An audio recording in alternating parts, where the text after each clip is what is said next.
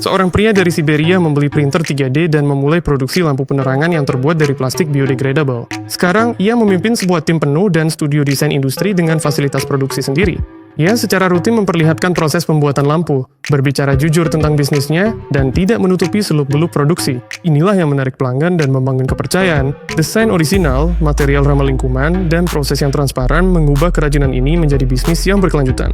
Ikuti saya membagikan kisah bisnis menarik setiap hari.